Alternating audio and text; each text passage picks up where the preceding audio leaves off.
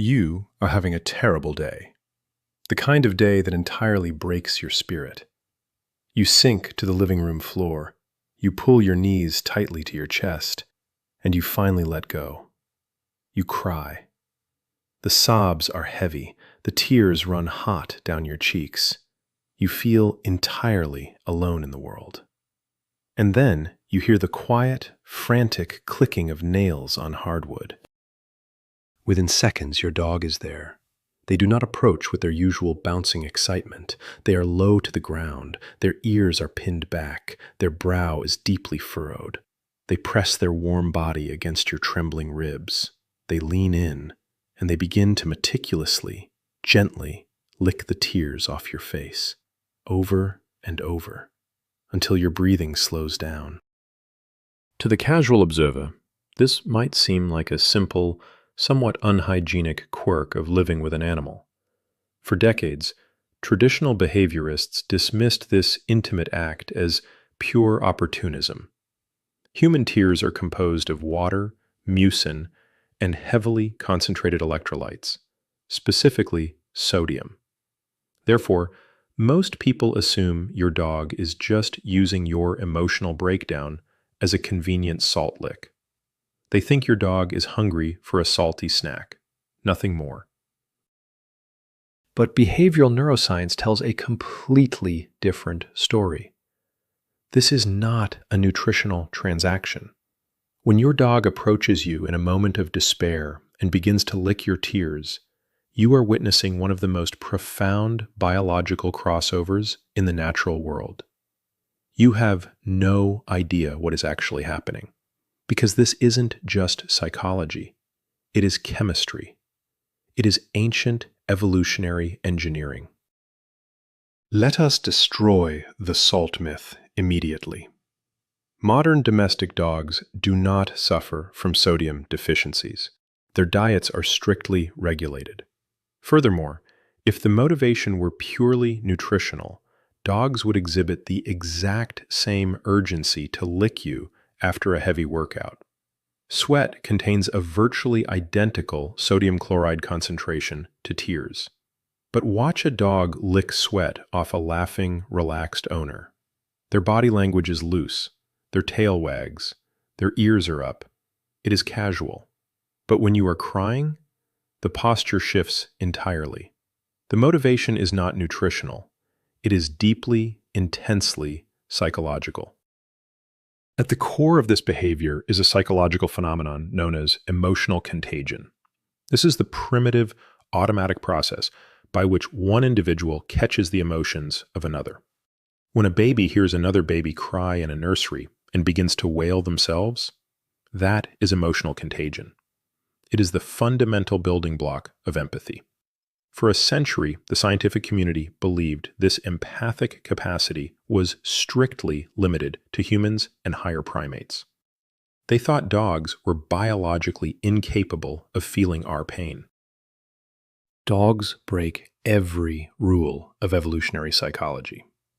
Because they evolved in domestic environments alongside humans for over 30,000 years, their brains changed. They developed an interspecies emotional contagion, a neural frequency uniquely and specifically tuned to Homo sapiens. Your dog is literally wired to catch your grief, and researchers finally proved it in a laboratory setting. The results were staggering. A landmark study published in the journal Animal Cognition by psychologists Custance and Mayer sought to test exactly how dogs respond to human tears. They placed dogs in a room with their owner, alongside a complete stranger. Both the owner and the stranger took turns talking casually, humming a song, and pretending to weep in genuine distress. If dogs were merely curious, they would investigate all sounds equally.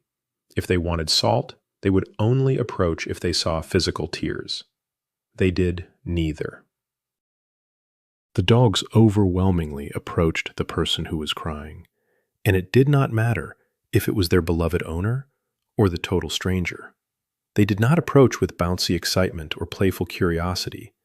They approached with deep, submissive, appeasing behaviors. Nuzzling, leaning, and crucially, licking. From a psychological perspective, this indicates generalized empathic behavior.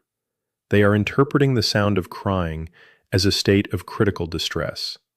The dog is trying to comfort the human because the dog's own nervous system is suddenly mirroring that exact same pain. When you weep, your dog experiences a measurable spike in stress. The urge to lick you is driven by an internal psychological need to alleviate the distress they are catching from you. But how do they know you are sad before you even make a sound?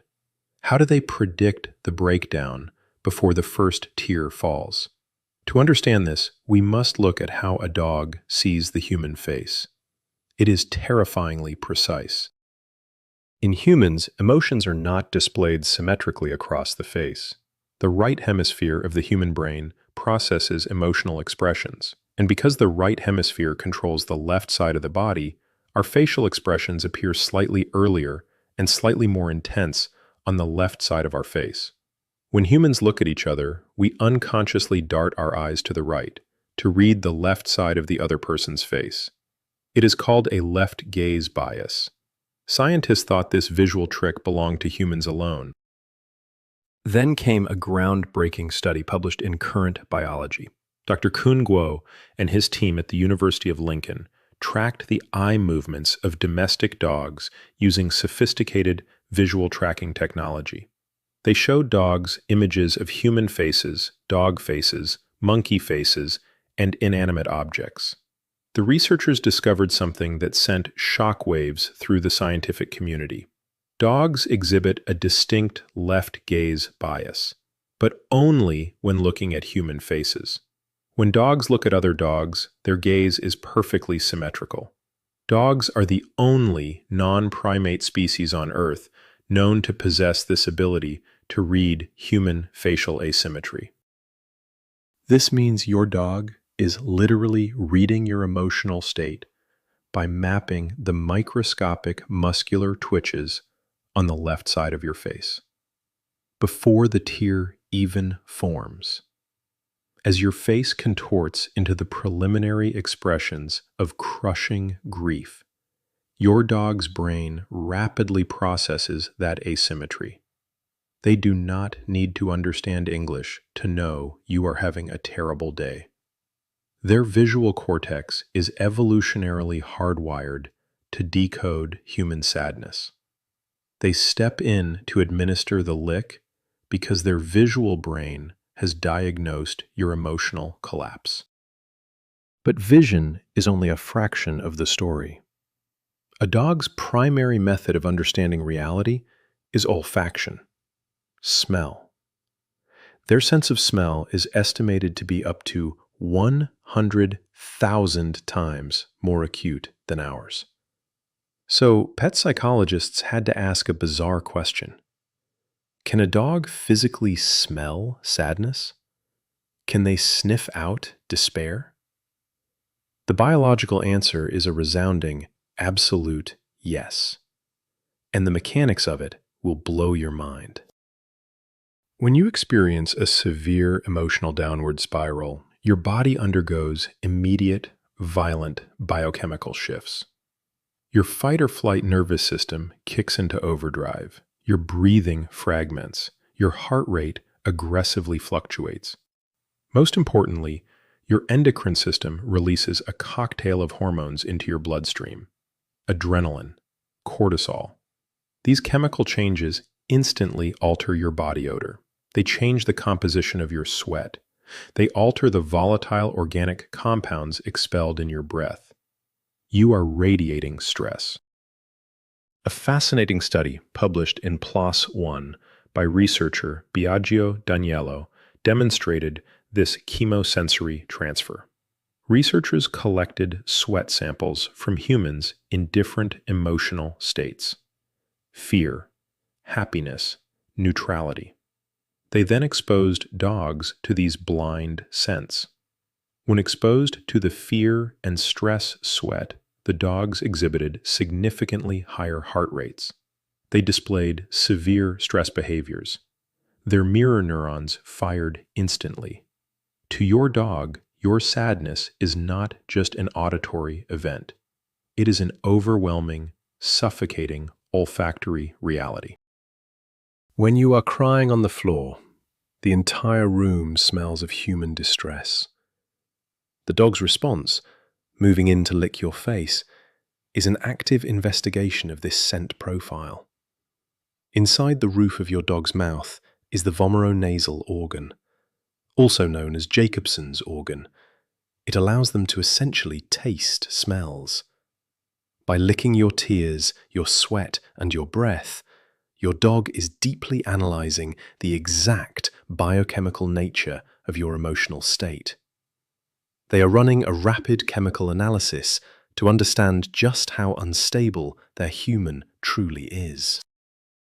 To understand why this empathy manifests specifically as licking, we must look backward, deep backward, to the ancestral origins of the domestic dog, the gray wolf.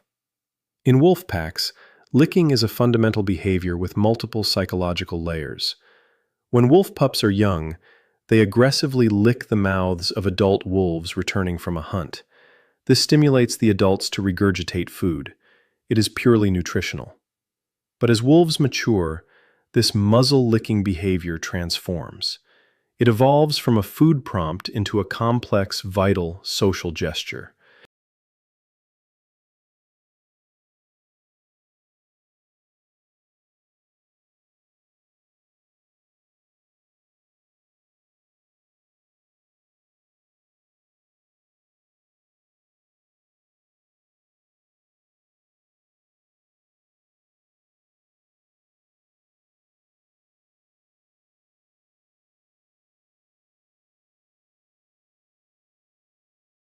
In adult canines, face licking becomes an active submission signal.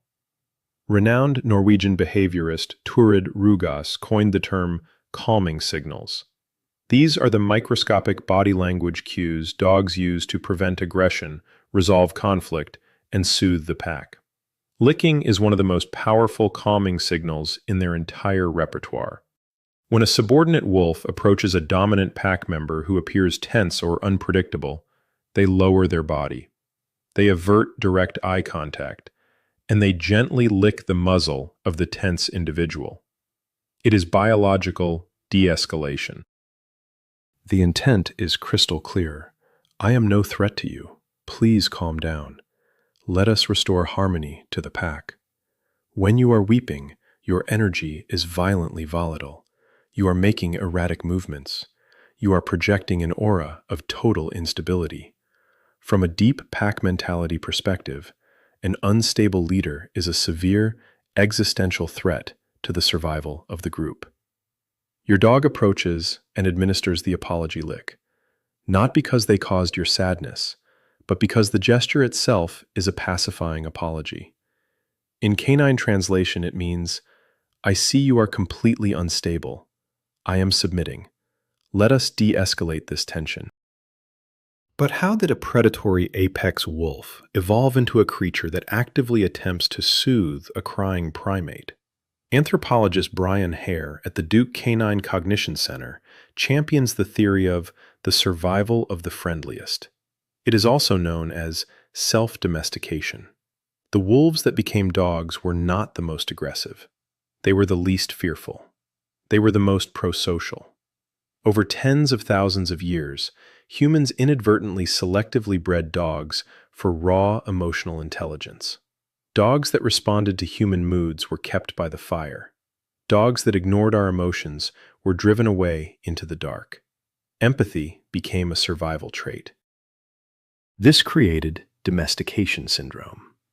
As dogs became tamer, their physical appearance changed. Floppy ears, shorter snouts, but their brains rewired completely. The canine amygdala, the brain's emotional processing center, developed unique neural pathways dedicated entirely to understanding humans. Calming a distressed human is not just an act of love. From an evolutionary standpoint, it is a desperate survival mechanism. They must ensure the stability of their ultimate provider. We know how they detect your sadness. We know the evolutionary root of the action. But the most staggering aspect of canine psychology is the paradoxical result of this behavior. The apology lick is not just a symbolic gesture. It is a highly effective, active attempt to alter your brain chemistry. When you are sobbing, your brain is flooding your bloodstream with cortisol, the primary stress hormone. High cortisol induces panic, grief, and physical exhaustion. You are drowning in it. Enter the dog. When a dog licks your face, presses their weight against you, and gazes into your eyes, it triggers a powerful neurological counterattack inside your skull. The physical sensation of a dog's touch stimulates your brain to release oxytocin, the cuddle chemical. It is the exact same hormone released when a mother nurses her newborn. More importantly, oxytocin is a direct biological antagonist to cortisol. As oxytocin levels aggressively rise, your cortisol levels are forced to plummet. Your panic is literally medicated. A monumental study published in the journal Science by Dr. Takafumi Kikusui at Azabu University in Japan revealed the existence of the oxytocin gaze positive loop. The researchers found that when humans and dogs interact through eye contact and licking, both species experience a massive hormonal spike. In the study, humans saw their oxytocin levels jump by an incredible 300%. But astonishingly, the dog's oxytocin levels jumped by 130%. The chemistry of comfort is a two-way street. It is a biological feedback loop. When your dog licks your tears, they are actively engaging in this loop. Their licking triggers oxytocin in your brain, killing your cortisol. Simultaneously, the act of comforting you triggers oxytocin in their brain. This rewards them for the behavior and severely soothes the empathic stress they felt when they first saw you crying. Your dog is acting as an external biological regulator. They are administering a targeted dose of oxytocin through the medium of a lick. But is this true altruism? Is the dog helping you because they want to alleviate your pain, or merely to stop the annoying sound of crying that makes them uncomfortable? A 2018 study in PLOS One by Sanford and colleagues tested this. The Timmies in the Well study. Dogs were placed behind a clear door. Their owner sat on the other side. The owner either hummed a song or cried out in genuine, desperate distress. The researchers timed how fast the dogs opened the door. The results proved everything. The dogs who heard their owners crying opened the door significantly faster. Crucially, the researchers measured the dogs' stress levels. Dogs that were completely overwhelmed by their own panic actually froze. They couldn't help. But the dogs that did open the door to execute the apology lick showed suppressed stress levels. They possessed the cognitive ability to recognize your specific need for help, suppress their own immediate fear, and actively cross the room to provide tactile comfort. They are not just reacting to noise. They are executing a calculated rescue mission. This bridges the gap between basic instinct and true sympathetic helping behavior. While the apology lick is a beautiful testament to the human-dog bond, pet psychologists warn of the severe psychological toll this places on the animal. Because dogs possess emotional contagion, they genuinely catch your grief.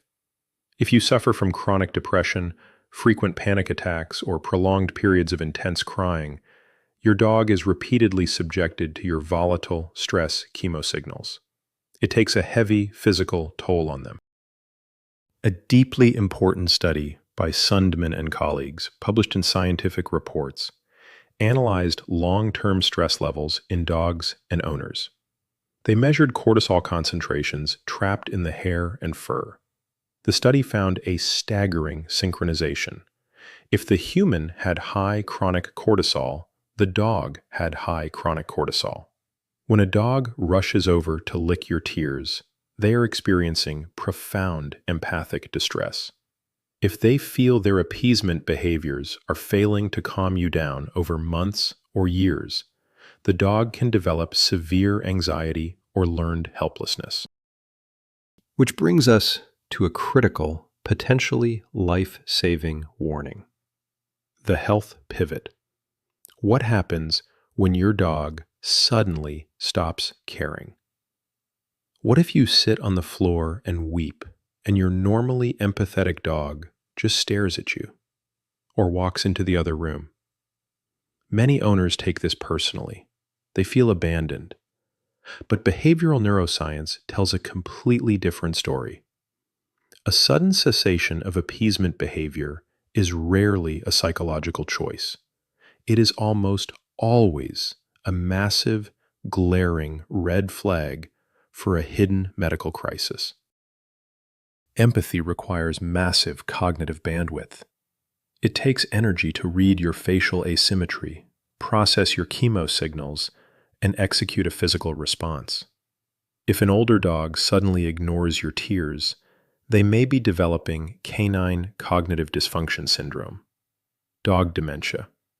Their brain is physically losing the neural pathways required to process emotional contagion. Alternatively, they may be hiding severe chronic physical pain, osteoarthritis, dental disease, silent infections. When a dog's internal pain is screaming, they simply do not have the bandwidth to process your external pain. The empathy shuts down. If the apology lick disappears overnight, do not be angry with your dog. Be suspicious of their health. A sudden drop in prosocial helping behavior warrants an immediate, comprehensive veterinary exam. You are not losing their love. You are losing their physical ability to express it. Recognize the warning sign. When they stop trying to heal you, it usually means it is time for you to heal them. This is why closing the feedback loop is absolutely vital for your dog's mental health. When your dog licks your face and you begin to feel your breath steady and the panic subside, you must offer reciprocal comfort, petting them with long, smooth strokes, speaking to them in a calm, soothing voice, physically relaxing your tense posture. This sends a clear biological signal back to the dog. Your appeasement behavior worked.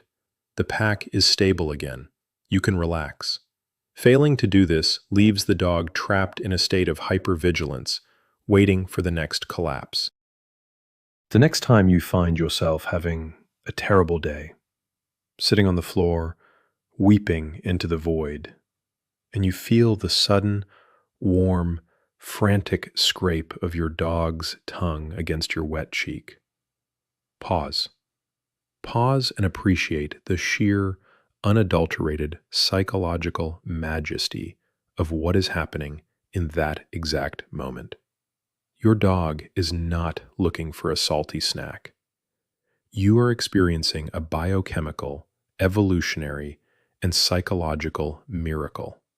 You are being comforted by an animal whose ancestors were literal apex predators, but whose brain was rewired by millennia of interspecies friendship. Their visual cortex has actively scanned your face. They utilized a left gaze bias, unique to their species, to map the asymmetrical drooping of your muscles. Their olfactory system inhaled the volatile organic compounds of your breath, chemically identifying the cortisol in your blood. Their mirror neuron system caught your grief through pure emotional contagion.